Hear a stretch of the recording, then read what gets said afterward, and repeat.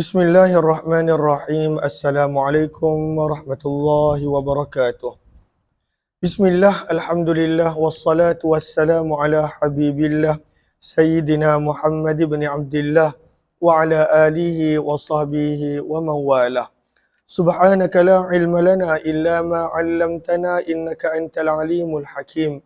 Wa la hawla wa la quwwah illa billahil aliyyil azim. Allahumma rabbi shrah lana sudurana wa yassir lana umurana wahlul 'uqdatam min alsinatina yafqahu aqwalana. Allahumma fakkihna fid din wa 'allimna at-ta'wil bi rahmatika ya rabbal alamin. Walhamdulillahi rabbil alamin. Alhamdulillah summa alhamdulillah, kita bertemu pada pagi Ahad 21 hari bulan 5, dan pada kali ini kita telah tiba pada riwayat yang ke 3274 daripada pembacaan hadis kitab Sunan Imam Tirmizi rahimahullahu ta'ala. Masih lagi berada pada tajuk tafsir Al-Quran, hadis-hadis berkenaan tentang tafsir ayat Al-Quran, dan pada riwayat kali ini berkenaan tentang ayat yang ke-29 daripada surah Ad-Dukhan. Baca sanad dia.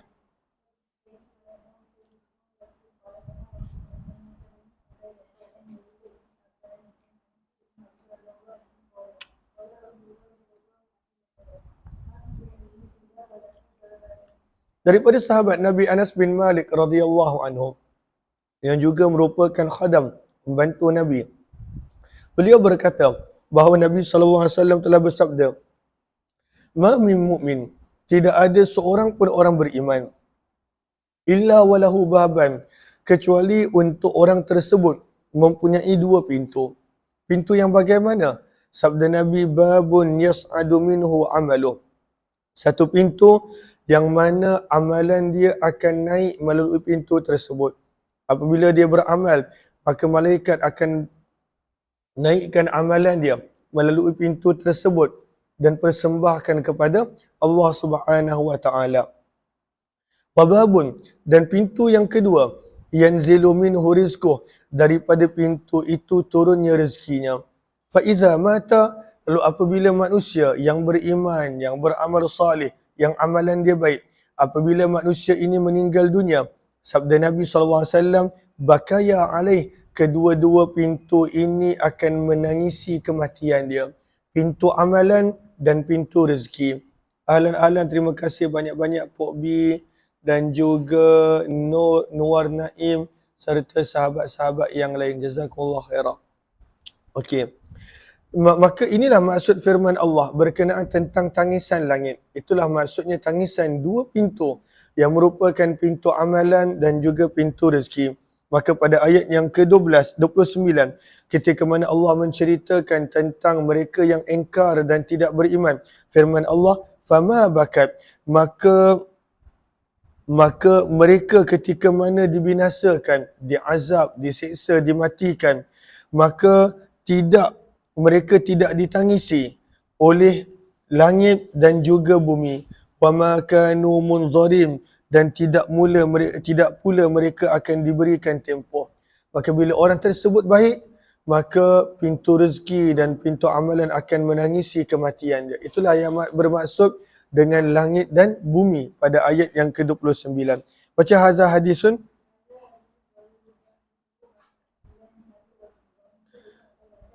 Musa bin Ubaidah dan Yazid bin Aban Ar-Rakashi, kedua-duanya didhaifkan di dalam periwayatan hadis mereka.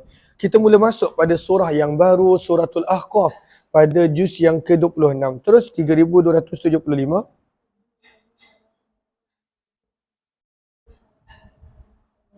Maka ini berkenaan tentang suratul Ahqaf ayat yang ke-10. Yang mana kisahnya adalah ayat yang ke-10 ini telah turun berkenaan tentang seorang ulama ahli kitab. Lalu siapakah ulama tersebut? Beliau adalah Abdullah bin Salam, antara ulama Yahudi muda yang ketika mana Nabi kali pertama datang ke Madinah, dia terus masuk Islam. Maka Abdullah bin Salam ketika mana Uthman bin Affan dikhianati dan dikepung, maka Abdullah bin Salam telah berjumpa dengan Khalifah Uthman radhiyallahu anhu berkata, keluar, beritahu kepada manusia, mereka tidak sepatutnya untuk mengepungku. Dan pada waktu itu khalifah pun tak nak menggunakan kekerasan. Maka tidak dibenarkan tentera untuk menghalau pemberontak yang telah mengepung rumah khalifah. Maka pada waktu itu Abdullah bin Salam keluar, berjumpa dengan para pemberontak. Pada waktu itu terangkan siapa beliau dan kenapa jangan mengganggu Khalifah Uthman bin Affan radhiyallahu anhu. Terus baca.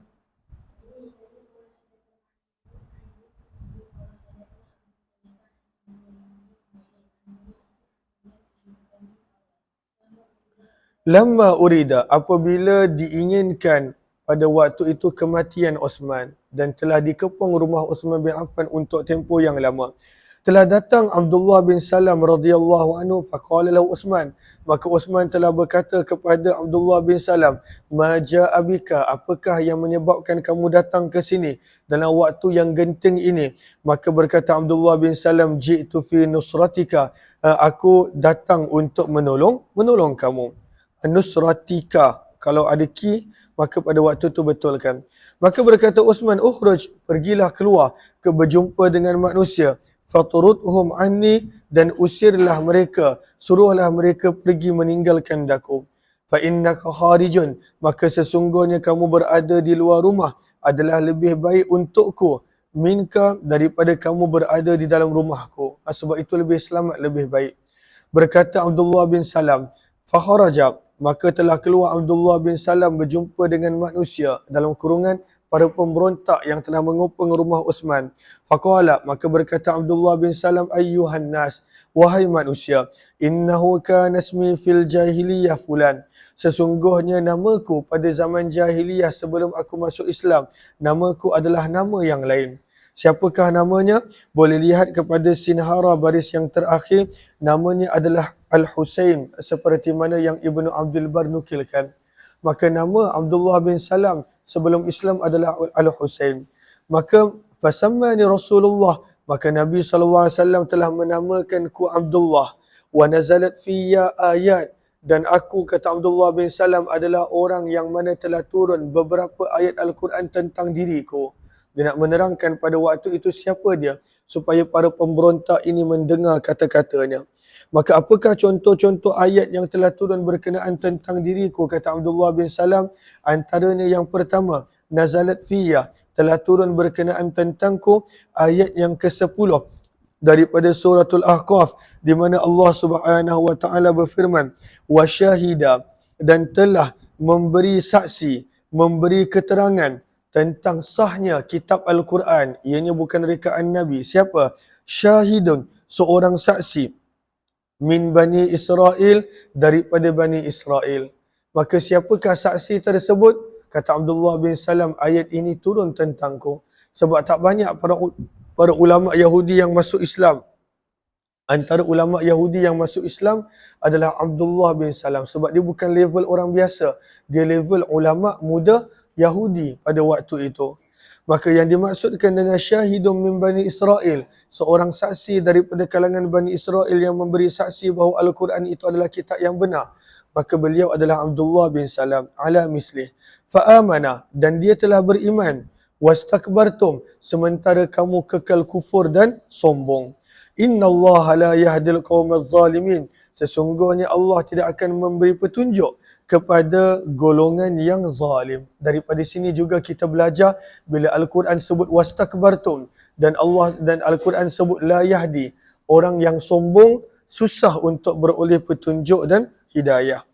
Kemudian ayat yang kedua yang turun berkenaan tentang diriku, kata Abdullah bin Salam, adalah ayat 42 suratul Ra'd, yang mana firman Allah, kafa billahi syahidan baini wa bainakum, cukuplah dengan Allah sebagai saksi di antara daku dan kamu.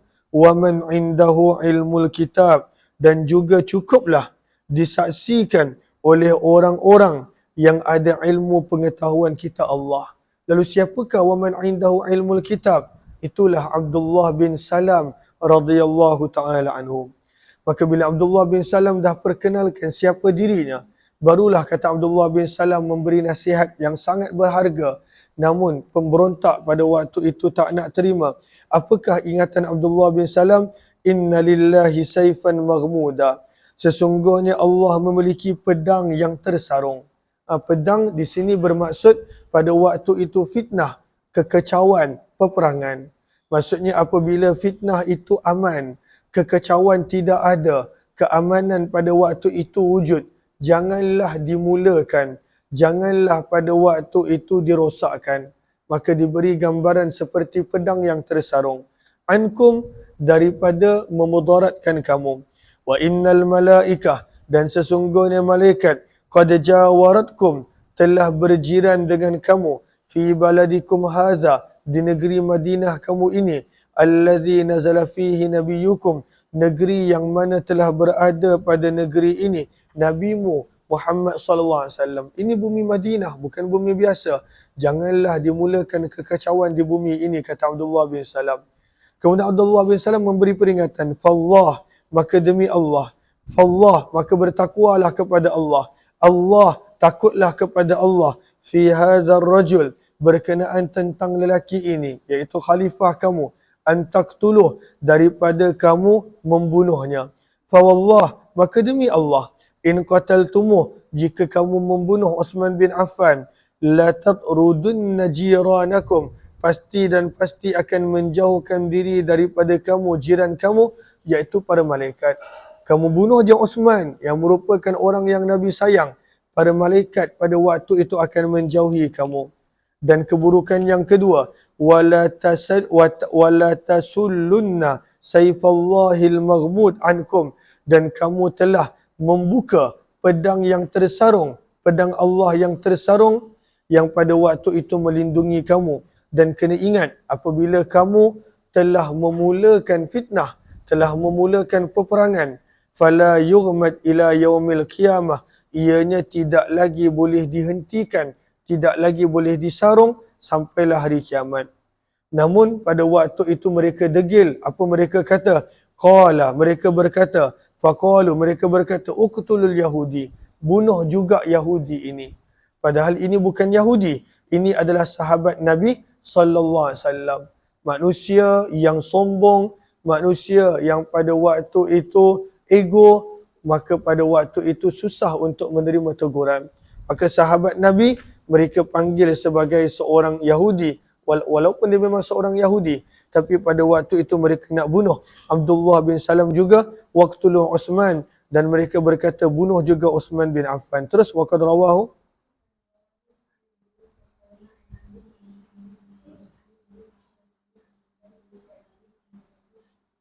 terus 3276,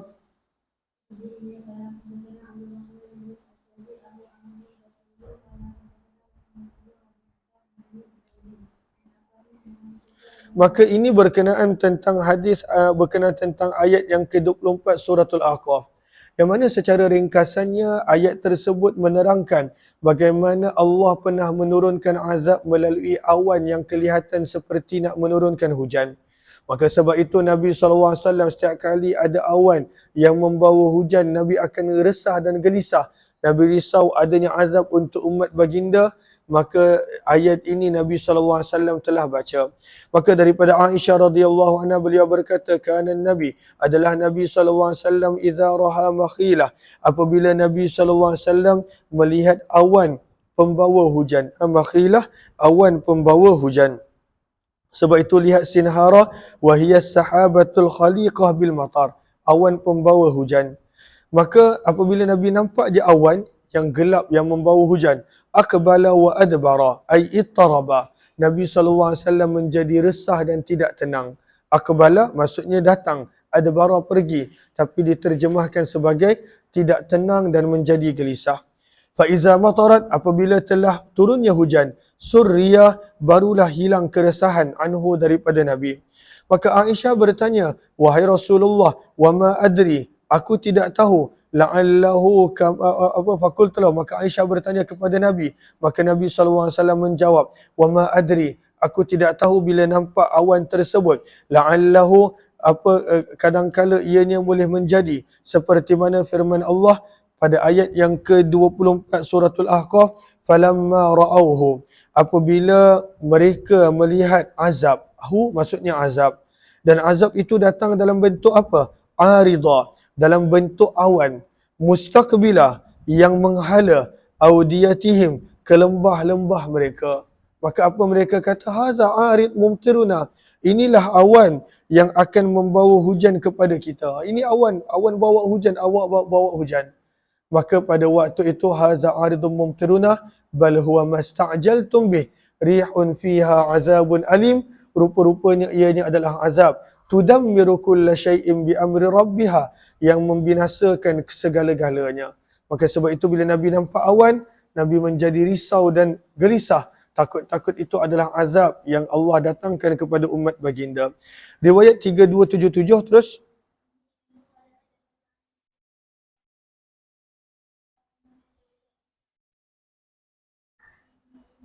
Maka ayat ini, hadis ini berkenaan tentang ayat yang menceritakan tentang jin, tentang kisah jin. Maka pada ayat yang ke-29 hinggalah pada ayat yang ke-32 menceritakan tentang dakwah Nabi kepada jin. Dan Nabi SAW ada bertemu dengan jin beberapa kali. Dan ayat Al-Quran menunjukkan perkara tersebut.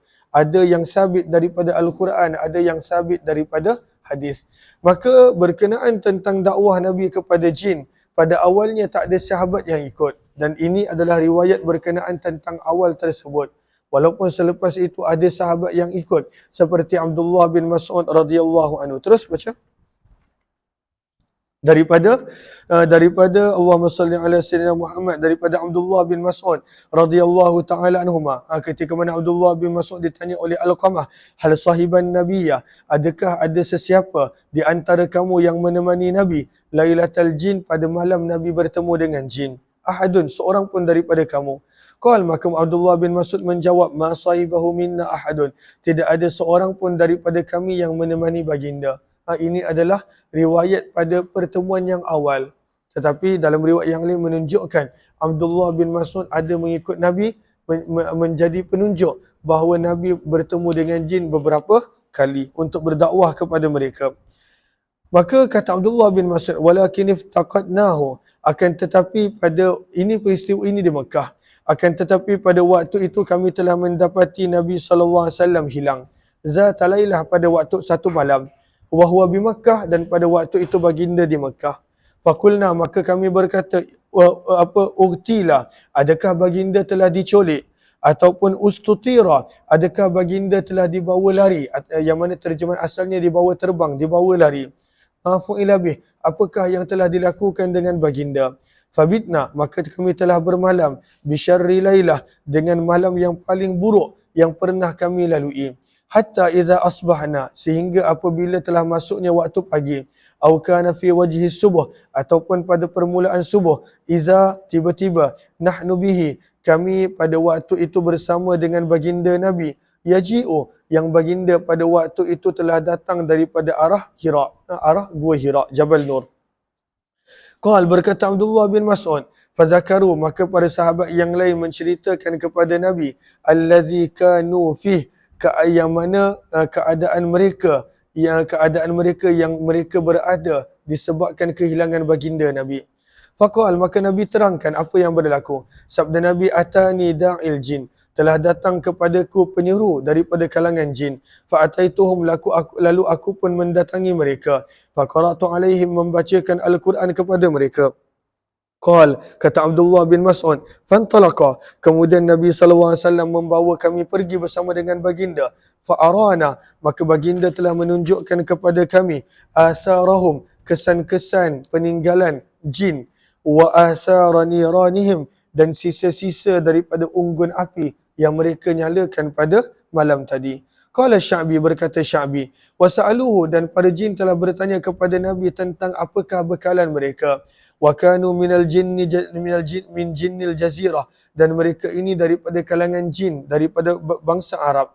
Faqal, maka sabda Nabi, kullu azmin, setiap tulang yang tidak disebutkan nama Allah ketika mana sembelihan ataupun ketika mana makanan, yaqa'u, yang jatuh dan ada pada tangan-tangan kamu, au fara, ianya akan menjadi lebih banyak daging, maka nalahma, daripada sebelumnya. wa kullu ba'ratin aw rawthah, dan setiap najis binatang, unta ataupun kambing, alafun, menjadi makanan untuk tunggangan-tunggangan kamu. Maka sabda Nabi SAW, fala tastanju, maka janganlah kamu beristinja dengan tulang dan juga dengan najis binatang. Fa innahuma, kerana keduanya adalah bekalan saudara kamu daripada kalangan jin, sabda Nabi SAW. Kita mula masuk pada surah yang baru, surah Muhammad, riwayat 3278. Baca 3278.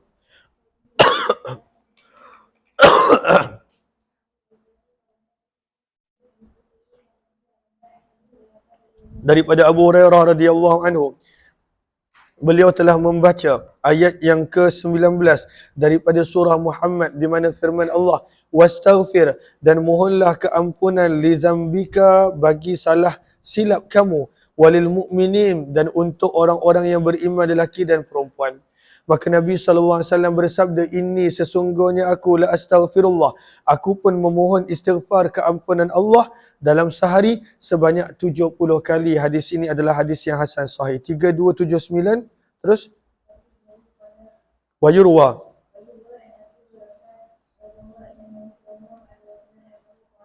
sabda Nabi dalam riwayat yang lain, tadi kita baca 70 kali. Sabda Nabi dalam riwayat yang lain, sesungguhnya aku beristighfar kepada Allah dalam sehari mi'ata marrah, sebanyak 100 kali.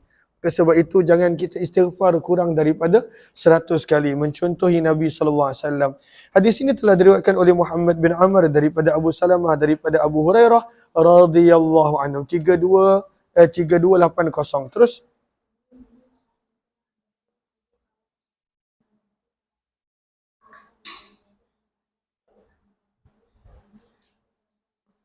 maka hadis ini menerangkan tentang tafsiran ayat yang ke-38 daripada surah Muhammad. Maka kata Abu Hurairah telah membaca Nabi SAW ayat ini pada satu hari. Apakah ayatnya? Pada ayat yang ke-38 surah Muhammad. Wa in tatawallaw yastabdil qauman ghairakum thumma la yakunu amsalakum. Firman Allah, wa in tatawallaw, dan jika kamu berpaling daripada beriman, daripada kebenaran, yastabdil, maka Allah akan menggantikan kamu. Allah buang kamu, binasakan kamu, dan Allah gantikan kamu. Qauma, dengan sebuah kaum, ghairakum, selain daripada kamu. Summa, kemudian setelah itu, la yakunu amsalakum, mereka tidak akan berkeadaan, bersifat, berkelakuan amsalakum, seperti kamu. Maka Nabi ingatkan orang Arab, kalaulah pada waktu itu mereka berterusan berpaling daripada beriman, Allah datangkan orang lain untuk membawa agama. Maka para sahabat bertanya, siapakah yang akan menggantikan kami wahai Rasulullah? Maka Nabi SAW telah menepuk bahu Salman Al-Farisi radhiyallahu anhu. Sabda Nabi, hadza, mereka ini, wa qaumuh, dan juga kaumnya, hadza, mereka ini, iaitu dia, Ustaz Salman Al-Farisi, wa qaumuh, dan juga kaumnya, iaitu orang-orang Farsi, orang-orang Iran, dan juga orang-orang yang bukan Arab. Hadza hadithun, baca.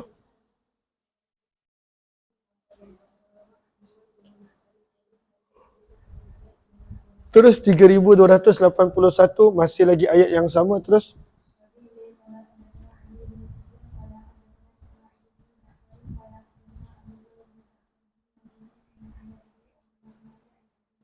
Daripada Abu Hurairah radhiyallahu anhu, beliau berkata, telah berkata sebahagian manusia daripada kalangan sahabat-sahabat Nabi SAW.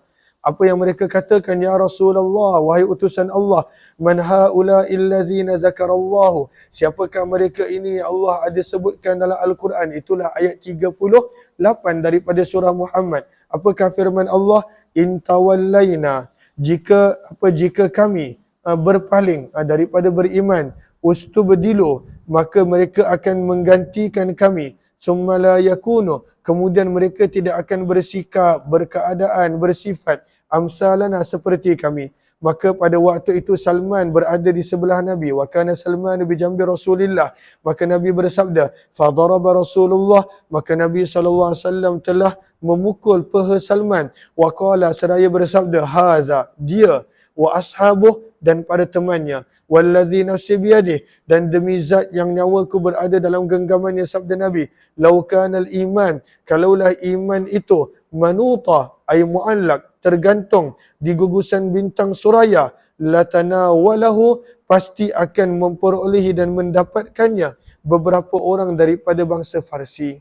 Dan ini pada waktu itu kita boleh nampak pada kemudian zaman bagaimana orang seperti Imam Tirmizi datang daripada arah sana, orang seperti Imam Abu Daud datang daripada arah sana, dan banyak-banyak ulama lahir daripada arah di mana terletaknya kerajaan Farsi pada zaman Nabi sallallahu alaihi wasallam.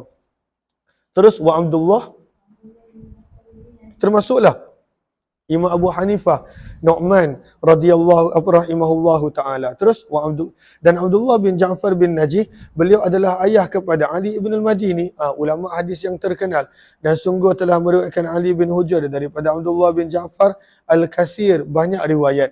Wa haddatsana, dan telah meriwayatkan Ali hadis ini daripada Ismail bin Ja'far daripada Abdullah bin Ja'far bin Najih. Surah yang seterusnya suratul Fatah. Maka suratul Fatah berkenaan tentang ayat yang pertama yang menggembirakan baginda Nabi sallallahu alaihi wasallam. Baca.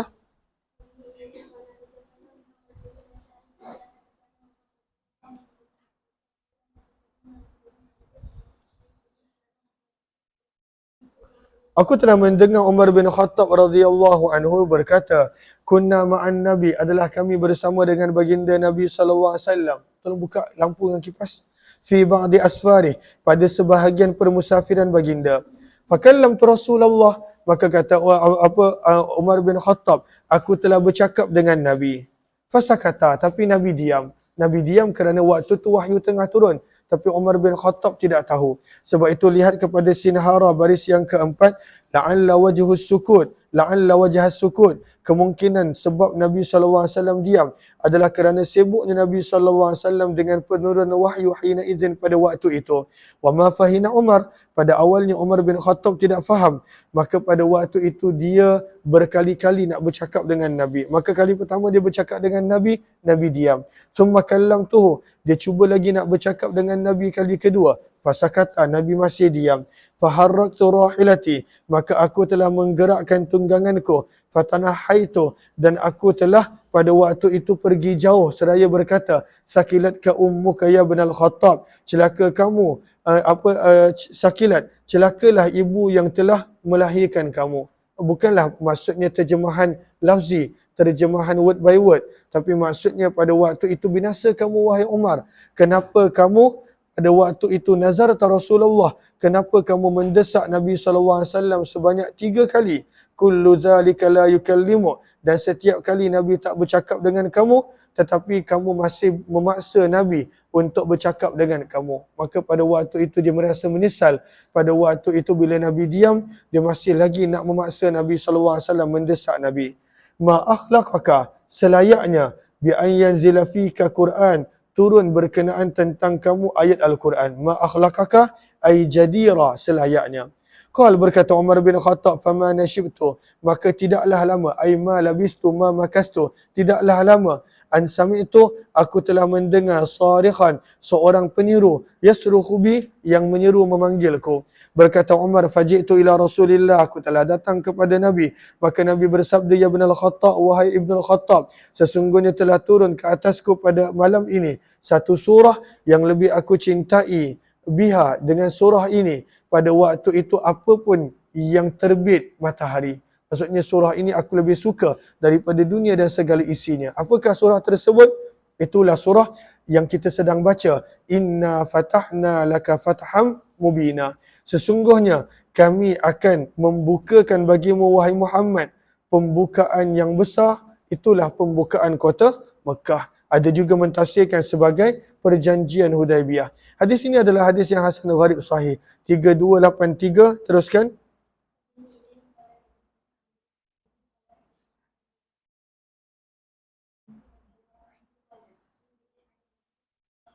Maka ini adalah berkenaan tentang ayat yang kedua hingga ayat yang kelima. Maka daripada Anas bin Malik, beliau berkata, telah diturunkan kepada baginda Nabi SAW ayat yang ke daripada suratul Fatah, di mana Allah berfirman, liyaghfira lakallahu ma taqaddama min dzambik, supaya Allah mengampunkan bagimu apa yang terdahulu dan apa yang terkemudian daripada salah silapmu. Marji'ahu minal Hudaybiyah. Ayat ini turun sewaktu Nabi pulang daripada Hudaybiyah. Maka Nabi SAW bersabda, laqad nazalat alayya ayah, telah turun kepadaku satu ayat yang lebih aku suka daripada apa pun nikmat yang ada di atas dunia. Summa, kemudian Nabi SAW telah membaca ayat ini kepada para sahabat. Faqalu, maka kata para sahabat, hani'am mari'a, tahniah, bergembiralah wahai Rasulullah. Secara ringkas itu maksud dia. Maka tahniah dan bergembiralah wahai Rasulullah. Laqad bayyana lakallah, sesungguhnya Allah telah menjelaskan untuk kamu, madza yuf'alu bika, apa yang Allah akan lakukan terhadapmu wahai Rasulullah. Namun kami bagaimana? Famadza yuf'alu bina, tapi kami pula bagaimana wahai Rasulullah? Tak ada ke ayat yang turun berkenaan kami. Maka turunlah ayat yang berikutnya, iaitu ayat yang kelima, firman Allah, ayat yang kelima daripada surah Al-Fatah, firman Allah, liyudkhilal mu'minin, supaya Allah memasukkan orang-orang beriman lelaki dan perempuan ke dalam syurga yang mengalir daripada bawahnya sungai-sungai, sehingga tiba pada hujung ayat, fauzan azimah, kemenangan yang besar. Hadis ini adalah hadis yang hasan sahih dan padanya ada perawi yang bernama Mujammi' bin Jariyah. Terus 3284. Terus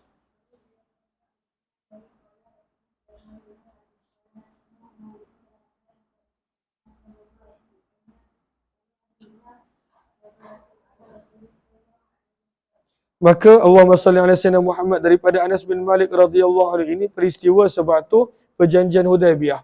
Maka daripada Anas bin Malik beliau berkata, anna thamanin, ada 80 orang daripada penduduk Mekah, min ahli Makkah, habatu, mereka telah turun daripada bukit untuk menyerang Nabi sallallahu alaihi wasallam. Wa ashabih, dan pada sahabat baginda mereka turun daripada bukit yang terletak di Tan'im sewaktu Nabi sedang menunaikan solat fardu subuh.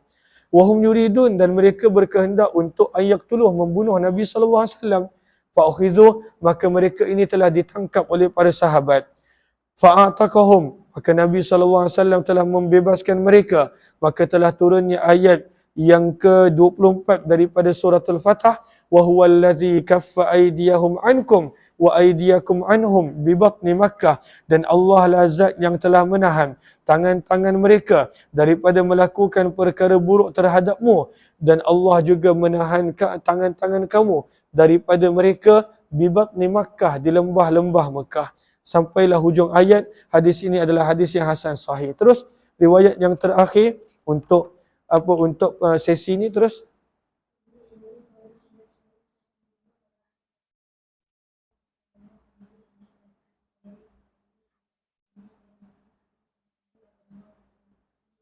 daripada Ubay bin Ka'ab radhiyallahu taala daripada Nabi sallallahu alaihi wasallam. Maka pada ayat yang ke-26 suratul Fatah, di mana firman Allah, wa alzamahum, dan Allah Subhanahu wa taala menyuruh mereka untuk tetap teguh, melazimkan mereka, mewajibkan mereka, menyuruh mereka untuk tetap teguh kalimat taqwa, terhadap kalimah takwa. Maka apakah maksud kalimah takwa? Sabda Nabi, la ilaha illallah. Itulah kalimah takwa. Allah suruh untuk tetap teguh di atas kalimah la ilaha illallah. Terus hadha hadisun